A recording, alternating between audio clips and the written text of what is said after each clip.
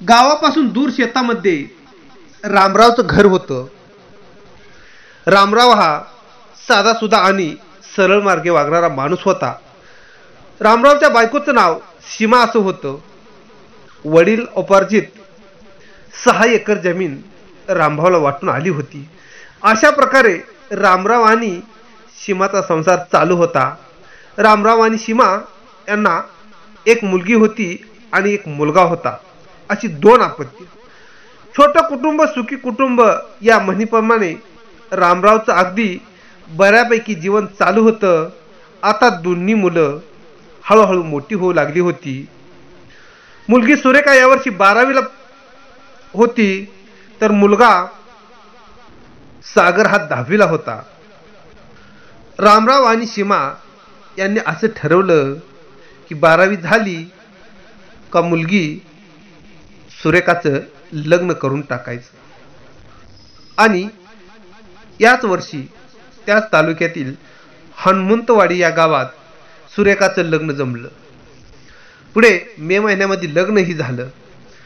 म्हणजे रामरावचा जावई विजय हा मुंबई येथे एका कंपनीत कामाला होता. लग्न अगदी थाटामाटात झालं होतं आणि सुरेखा नांदायला सासरी गेली. पण झालं असं 5-6 महिन्याचा काळ निघून गेला तरी विजय सुरेखाला मुंबईला काय घेऊन जाईनाच. तेव्हा रामरावने जावई बापूंना विचारलं, जावई बापू, तुम्ही म्हणाला होता लग्न झाल्यानंतर सुरेखाला मुंबईला नेतो, आता काय झालं? जावई मात्र असं विचारल्यानंतर गप्पच बसायचा. असं 7-8 महिन्याचा काळ निघून गेला आणि एके दिवशी विजय आपलं सर्व गबाळ घेऊन गावीच आला. तो सांगू लागला, कंपनी आमची बंद पडली. खरं तर तो लग्न होत नाही म्हणूनच मुंबईला गेला होता. खऱ्या अर्थानं या ठिकाणी सुरेखाची फसवणूक झाली होती हे आता रामरावच्या लक्षात आलं होतं.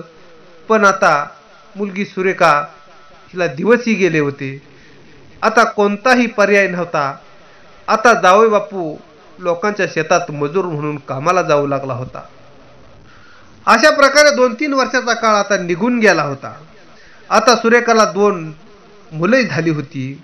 दुसऱ्या डिलिव्हरीनंतर सुरेखाचं फॅमिली प्लॅनिंगचं ऑपरेशनही करून ती आपल्या माहेरी आली होती. गुरुवारचा दिवस होता.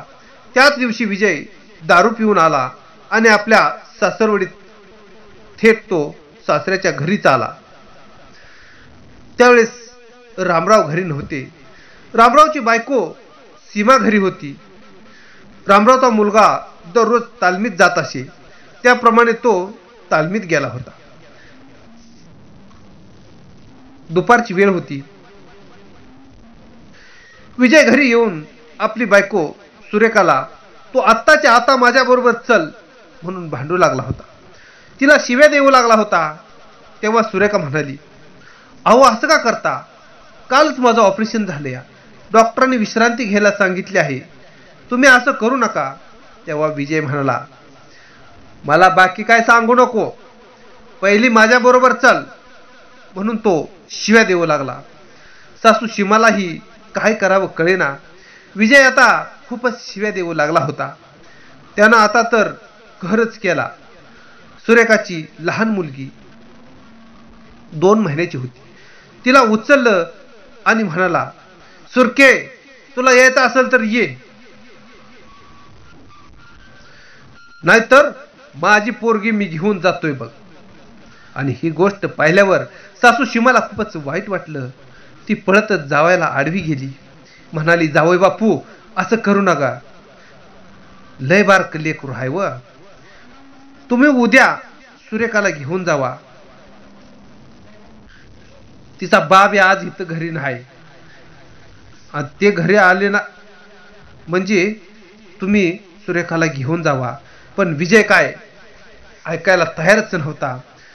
सीमानं ते मूल आपल्याकडे घेण्याचा प्रयत्न केला. तेव्हा विजयला खूपच राग आला. तो म्हणाला, माझी पोरगी आहे, मी काय बी करीन, तुम्ही मध्ये यायचं नाही. तरीही सासूबाई समजावून सांगत होत्या, पण तो ऐकत नव्हता. तो तसाच पुढे निघाला.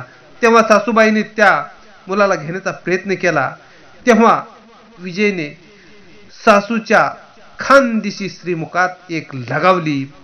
तशी सासू सीमा पटकन खालीच पडली. तेव्हा सुरेखा खूपच जोरात ओरडली, आई म्हणून शिना. आणि पलीकड सुरेखाचे 2 चुलत भाऊ वैभव आणि सजित यांनी हे सगळं पाहिलं होतं. आपले काकू खाली पडले हे पाहून ते खूपच रागावले. ते पळतच आले. वैभवने विजयला पाठीमागून धरलं. सजितनं मूल त्याच्या हातून घेऊन सुरेखाकडे दिलं आणि दोघांनी असं हाणायचं चालू केलं की लाता बुक्या घालून त्याला खाली पाडलं. दोघांनी विजयला खूपच धुतलं. थोबाड सुजून गेलं होतं. आता मात्र सासू सीमालाच वाईट वाटलं. तिनं पोरांना बाजूला केलं. भांडण सोडवलं. विजयचं अंग अगदी हिरवं पिवळं झालं होतं. त्याची कापडं पोरांनी फाडून टाकली होती. तशीच पाटकी कापडं घालून तो तसाच शिव्या देत निघून गेला. दुपारी 1 वाजता हा प्रकार घडला होता. तो तसाच मोटारसायकलवर आपल्या गावी गेला. त्यानं त्याच्या जोडीदारांना काही बाई सांगितलं. 10-15 पोरं गोळा केली. त्यामध्ये बरेचसे दारुडेच होते. एक जीप भाड्याने केली. काट्या हातात घेऊन विजयजवळ तर तलवारच होती. ही मंडळी दुपारी 4 वाजता रामरावच्या गावी आली. रामराव घरी आला होता. रामरावला फोनवरून बोलावून घेण्यात आलं होतं. रामरावचा मुलगा पैलवान तालमीतून घरी आला होता. सीमा आणि सुरेखानं झालेला सगळा प्रकार रामरावच्या कानावर घातला होता. बरोबर 4 वाजता विजय जीप भरून पोरं घेऊन सरळच रामभाऊच्या गावात आला. त्यानं गावाला एक जीपचा वेढाच मारला. रामरावला आणि त्याच्या पोरांना विजय शिव्या देत होता आणि तलवार नाचवत होता. आज राम्या आणि त्याच्या पोराला, त्याच्या खानदानाला जितच ठेवत नाही म्हणून तो गावात आरडाओरडा करत होता. गावातील लोकांनी या रामरावच्या जावयाला अगोदरच पाहिल्यामुळे त्याला ओळखलं होतं. गावातील किराणा दुकानदार आनंदने वैभवला फोन करून अशी जीप भरून लोक आले आहेत आणि शिव्या देत आहेत म्हणून सांगितलं. वैभवने पळत जाऊन रामरावला हा प्रकार सांगितला. जीप घराकडे येण्यासाठी 10 मिनिट लागणार होते.